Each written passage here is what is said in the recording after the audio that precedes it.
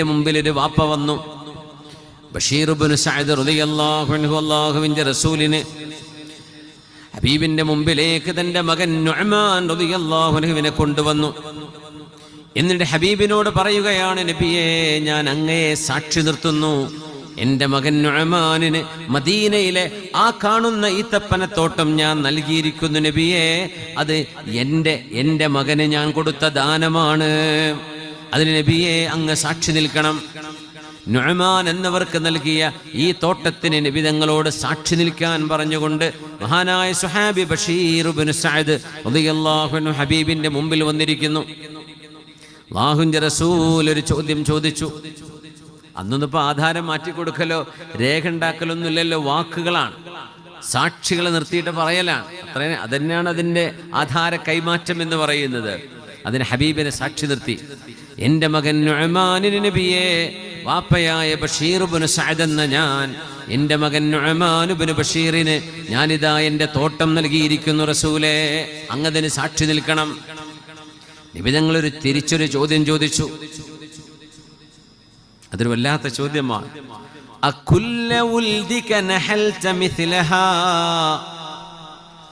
ബഷീറേ, നിങ്ങളുടെ മകൻ നുഅ്മാനിന് കൊടുത്ത പോലെ നിങ്ങളുടെ മറ്റു മക്കൾക്കും നിങ്ങൾ ഇതുപോലെ കൊടുത്തിട്ടുണ്ടോ?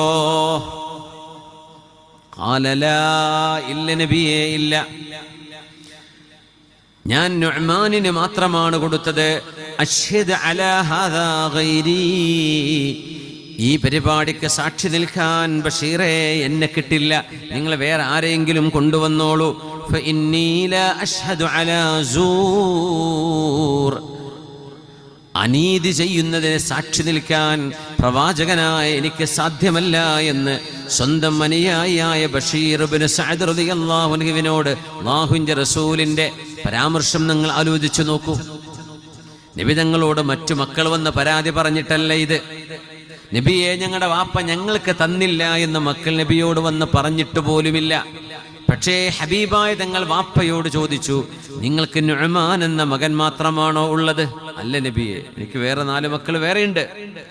എന്നാൽ നുഅ്മാനിന് നിങ്ങൾ ഇഷ്ടദാനം നൽകുമ്പോ അതിന് തത്തുല്യമായത് നിങ്ങളുടെ മറ്റു മക്കൾക്കും നിങ്ങൾ കൊടുക്കേണ്ടതുണ്ടല്ലോ. ഒരാൾക്ക് മാത്രം ഇത് കൊടുക്കുന്നത് നിങ്ങളുടെ മക്കളുടെ മനസ്സിന് വേദനയുണ്ടാക്കില്ലേ? അതുകൊണ്ട് ഈ പരിപാടിക്ക് എന്നെ സാക്ഷി നിർത്തണ്ട, ഞാനതിനെ സാക്ഷിയാവില്ല.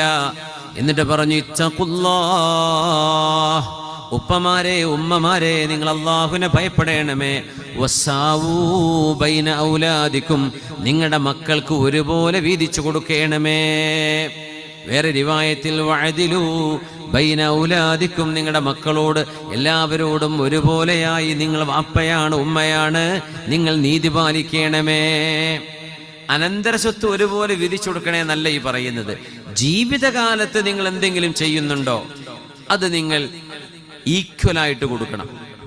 മരിച്ചു കഴിഞ്ഞ് നിങ്ങൾക്ക് സ്വത്തുണ്ടോ അത് നിങ്ങൾ വസിയത്ത് ചെയ്യേണ്ട, അത് നിങ്ങൾ 3-1 വസിയത്ത് ചെയ്യാം. ബാക്കി 3-2 അനന്തരാവകാശത്തിന്റെ നിയമമനുസരിച്ച് ശർഅ വിധിക്കാൻ പറയും. പക്ഷെ ജീവിച്ചിരിക്കുമ്പോൾ നിങ്ങൾക്ക് നിങ്ങളുടെ ഇഷ്ടദാനം ചെയ്യാം. മരിച്ചു കഴിഞ്ഞാൽ നിങ്ങളുടെ സ്വത്ത്, നിങ്ങളുടെ വസിയത്ത് 3-1 വസിയത്ത് ചെയ്യാൻ പറ്റുള്ളൂ. ബാക്കി സ്വത്ത് ശരീഅത്തിന്റെ മീറാത്തിന്റെ നിയമമനുസരിച്ച് വിധിക്കപ്പെടും. പക്ഷേ മക്കൾക്ക് നിങ്ങൾ നൽകുമ്പോൾ വഅദിലൂ ബൈന ഔലാദിക്കും, നിങ്ങളുടെ മക്കൾക്കിടയിൽ നീതി പാലിക്കണമേ. മനസ്സുകളെ നിയന്ത്രിക്കാൻ കഴിയാത്ത, മനുഷ്യന് നിയന്ത്രിക്കാൻ കഴിയാത്ത വിഷയങ്ങളിൽ മാത്രമാണ് ചെറിയൊരു ഇളവ് നൽകിയിട്ടുള്ളത്. ചില മക്കളോട് കുറച്ച് കൂടുതൽ സ്നേഹം തോന്നിയെന്ന് വരും, അത് നിയന്ത്രിക്കാൻ ചിലപ്പോൾ പറ്റിയില്ല എന്ന് വരും. യാക്കൂബ് അലൈഹിസ്സലാമിന് യൂസുഫ് നബിയോടും ബിന്യാമീൻ എന്ന മോനോടും തോന്നിയതുപോലെ കുറച്ച് കൂടുതൽ ഇഷ്ടം തോന്നിയെന്ന് വരും. അത് നിയന്ത്രിക്കാൻ പറ്റാത്തത് കൊണ്ടാണ്. അതുകൊണ്ടാണ് ഒന്നിലേറെ ഭാര്യമാരെ വിവാഹം ചെയ്യുന്നവരോട് വിശുദ്ധ ഖുർആൻ പറയുന്നത്, വലൻ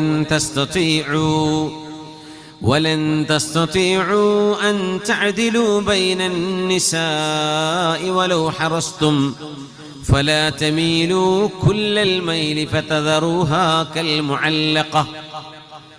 നിങ്ങൾക്ക് 2 ഭാര്യയുണ്ടെങ്കിൽ 2 പേരോടും മിതമായും 2 പേരോടും ഐക്യത്തോടെയുമുള്ള ഒരു സമഭാവന നിങ്ങളുടെ മനസ്സിൽ വരണം. പക്ഷേ നിങ്ങളുടെ മനസ്സിനെ നിയന്ത്രിക്കാൻ ഒരു പക്ഷേ നിങ്ങൾക്ക് സാധിക്കാതെ വരും. ഒരാളോട് കൂടുതൽ ഇഷ്ടം തോന്നും, മറ്റേയാളോട് ഓട്ടോമാറ്റിക്കലി സ്നേഹം കുറയും.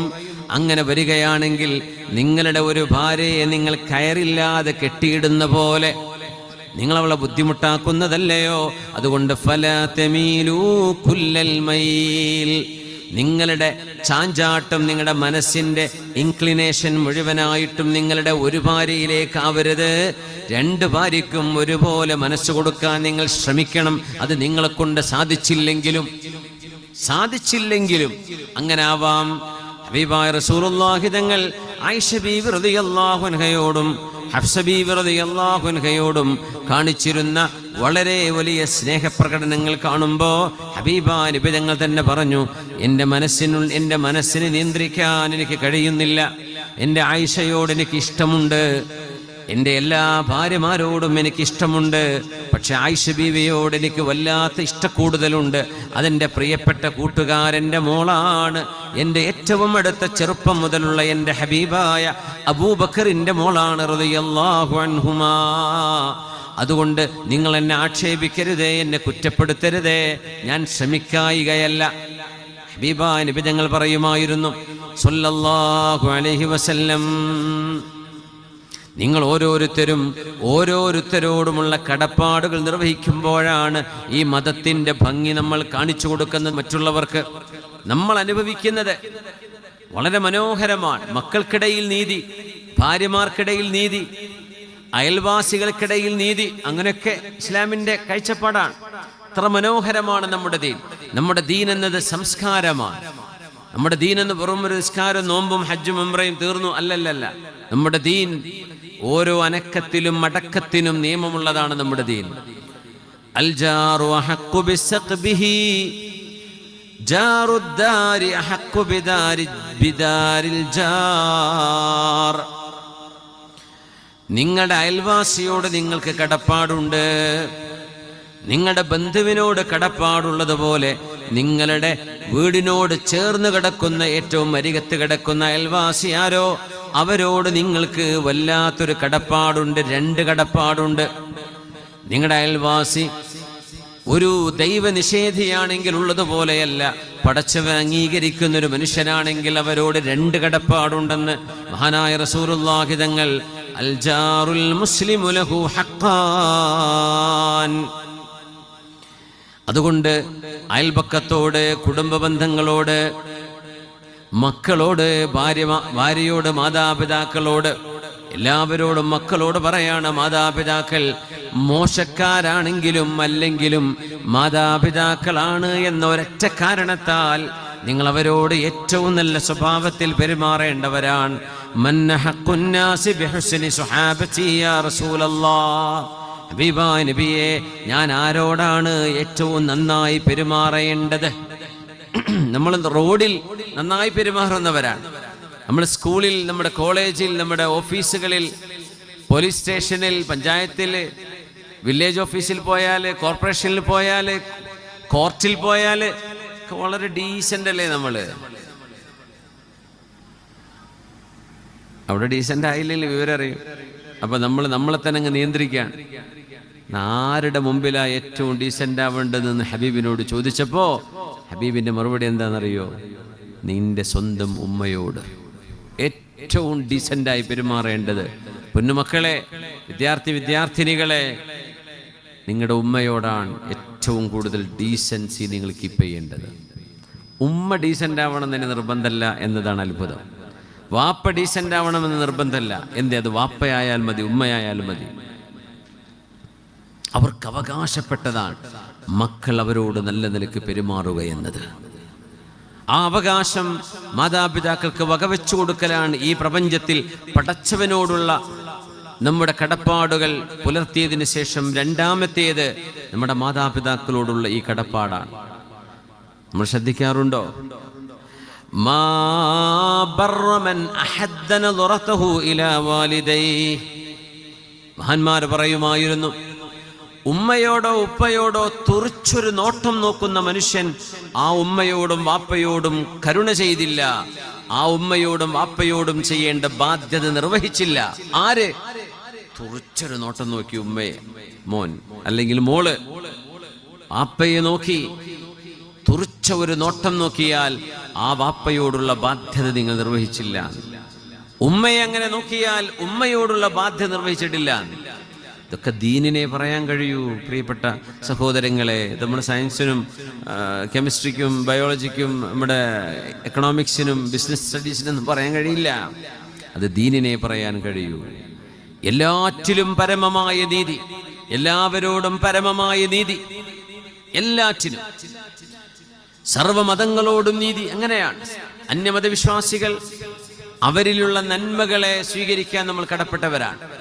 الذين يستمعون القول فيتبعون احسنه എന്ന ആയത്തിനെ വ്യാഖ്യാനിക്കുന്നിടത്ത് ചില മുഫസ്സിരീങ്ങൾ ഒന്നുകൂടെ വിശാലതലങ്ങളിലേക്ക് പോകുന്നുണ്ട്. എല്ലാവരിലുമുള്ള നന്മയെ സ്വീകരിക്കാൻ കഴിയണമെന്ന്. ഹബീബായ നബി തങ്ങൾ സ്വഹാബികൾ മുഴുവനും വിളിച്ചിട്ട് പറഞ്ഞു, ഇഅ്രിദൂ അലയ്യ റുഖാകും. ജാഹിലിയ കാലത്ത് ഇസ്ലാം വരുന്നതിന് മുമ്പ് നിങ്ങൾ മന്ത്രിച്ചൂതി കൊടുത്തിരുന്നല്ലോ, റുഖിയ ചെയ്തിരുന്നല്ലോ. ആ റുഖിയകൾ നിങ്ങൾ എന്നെ ഒന്ന് കാണിക്കണേ എന്ന് പറഞ്ഞു.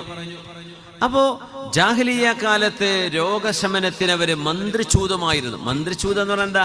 മെല്ലെ ചൊല്ലിയിട്ട് ഊതുക. അതിനബി മന്ത്രം, തലയണ മന്ത്രം എന്നൊക്കെ പറഞ്ഞാൽ എന്താ? മെല്ലെ പറയാന്നല്ലേ. ഈ മന്ത്രം എന്ന് പറയുമ്പോൾ മെല്ലെ പറയാന്നതിന് അർത്ഥമുള്ളൂ. വിശുദ്ധമായ ഖുർആനിന്റെയും ഹദീസിന്റെയും നിർദ്ദേശങ്ങളിലൂടെ നല്ല നല്ല പ്രാർത്ഥനകളും ദിക്റുകളും ആയത്തു ശിഫാകളും ഒക്കെ രോഗികൾക്ക് ഓതിക്കൊടുക്കുന്നത് ശറഅ് അംഗീകരിച്ചതും പ്രോത്സാഹിപ്പിച്ചതുമാണ്. എന്നാൽ ജാഹിലിയത്തിൽ ചിലതൊക്കെ ചെയ്തിരുന്നു അവര്. പുണ്യനബി തങ്ങൾ അവരൊക്കെ വിളിച്ചു, മുസ്ലിം അല്ലാതിരുന്ന ആളുകളെയും വിളിച്ചു.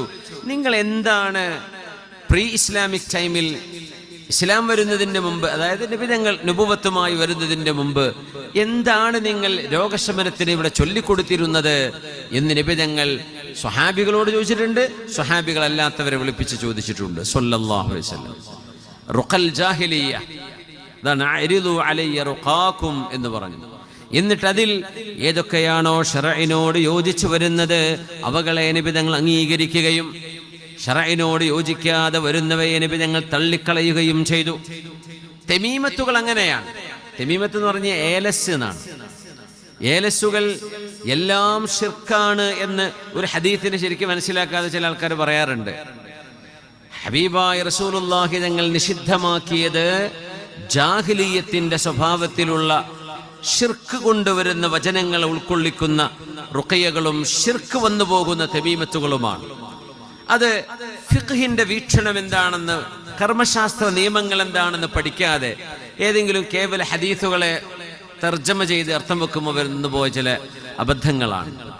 ശറ അംഗീകരിച്ചിട്ടുള്ള ദീനിന്റെ പ്രമാണങ്ങളിൽ വന്നിട്ടുള്ള പ്രാർത്ഥനകൾ തമീമത്തുകളായി, ഏലസുകളായി ഒരു മനുഷ്യൻ ശരീരത്തിൽ സൂക്ഷിക്കുന്നത് ലാ ബഅസ ബിഹി, അതിന് യാതൊരു വിരോധവുമില്ലെന്ന് മഹാനായ ജഅഫർ സ്വാദിഖ് തങ്ങൾ അവറുകൾ മുതൽ സൈനുൽ ആബിദീൻ തങ്ങൾ മുതൽ അഹ്ലു ബൈത്തിന്റെ മഹാന്മാരായ ആലിമീങ്ങൾ ഫത്വ കൊടുത്തത് നമ്മുടെ ഫുഖഹാക്കൾ ഉദ്ധരിക്കാറുണ്ട്. പിന്നെ പറ്റൂല എന്ന് പറഞ്ഞാൽ എന്താ? എല്ലാ തമീമത്തും ശിർക്കാണ്. കുല്ലു ബിദ്അത്തിൻ ളലാല എന്ന് പറഞ്ഞാൽ പോലും ആ സ്റ്റേറ്റ്മെന്റ് ആമുൻ മഖ്സൂസ് എന്നാണ് പറയാ. കുല്ലു എല്ലാം അർത്ഥമുണ്ട്, ശരിയാണ്. പക്ഷെ എല്ലാ ബിദ്അത്തും, എല്ലാ പുതുതായി ഉണ്ടായതും ളലാലത്താണ് എന്നതിനർത്ഥമില്ല. എന്തുകൊണ്ട് അർത്ഥമല്ല? ഹഖീഖത്ത് അതിനെതിരാണ് എന്നതുകൊണ്ട്. നബി തങ്ങളുടെ കാലത്തില്ലാതിരുന്നത് സ്വഹാബികളുടെ കാലത്തുണ്ടായിട്ടുണ്ട്. ഉമർ റളിയല്ലാഹു അൻഹു തറാവീഹിന് 20 റക്അത്ത് തമീമുദ്ദാരിയെ കൊണ്ട് തറാവീഹ് നിസ്കരിപ്പിച്ചത് നബി തങ്ങളുടെ കാലത്തില്ലാത്ത പരിപാടി. തങ്ങൾ തറാവീഹ് ജമാഅത്തായി തങ്ങളുടെ ജീവിതകാലത്ത് തങ്ങൾ ചെയ്തിട്ടില്ല. പക്ഷെ സ്വഹാബികൾ അത് ചെയ്തു. അതും ഈ കുല്ലു ബിദ്അത്ത് എന്ന് പറഞ്ഞ കുല്ലു എല്ലാം എന്ന് പറഞ്ഞ ഇതും പെടൂലേ? അതാണോ? അല്ല. പിന്നെന്താ പെടുന്നത്, പെടാത്തത്? മാ ലൈസ മിൻഹു, ദീനിന്റെ അടിസ്ഥാന പ്രമാണങ്ങൾക്ക് എതിരായി വരുന്നതെല്ലാം തള്ളപ്പെടേണ്ടതാണ്. പ്രമാണങ്ങളോട് യോജിച്ചു വരുന്നുണ്ടോ? ഒരു കുഴപ്പമില്ല. അതുകൊണ്ടാണ് കുല്ലു തമീമത്തിൻ ശിർക്കുൻ എന്ന് പറയരുത്. ശറഇന്റെ പ്രമാണങ്ങളോട് യോജിച്ചു വരാത്തതിനെ കുറിച്ചാണ് ആ പറഞ്ഞതെന്ന് ആ വിഷയകമായി നടന്ന ചർച്ചകളെ, മഹാന്മാരുടെ രേഖകളെ പരിശോധിച്ചാൽ തീരാവുന്ന പ്രശ്നമേ ഉള്ളൂ. അല്ലാണ്ടങ്ങ് വെറുതെ അങ്ങ് പറഞ്ഞിട്ട് ആളുകളങ്ങ് വല്ലാണ്ട് ബുദ്ധിമുട്ടാക്കും. നബി തങ്ങൾ സ്വല്ലല്ലാഹു അലൈഹി വസല്ലമ തങ്ങൾ മറ്റു മതവിശ്വാസികളുടെ ആശയങ്ങളെ, അവരുടെ വിശ്വാസങ്ങളെ നിബിതങ്ങൾ കേൾക്കാൻ താല്പര്യപ്പെട്ടിട്ടുണ്ട്, അല്ലെങ്കിൽ റസൂലുള്ളാഹി സ്വല്ലല്ലാഹു അലൈഹി വസല്ലം തങ്ങൾ അതുമായി നെഗോസിയേഷൻ നടത്തിയിട്ടുണ്ട് എന്ന് മഹാന്മാരായ പണ്ഡിതന്മാർ വിവരിക്കുകയാണ്. അത് നല്ലതെടുക്കാം, അല്ലാത്ത തള്ളിക്കളയാം. ശരീഅത്തിനോട് യോജിച്ചു വരുന്ന എടുക്കാം, അല്ലാത്ത ഒഴിവാക്കി കളയാം.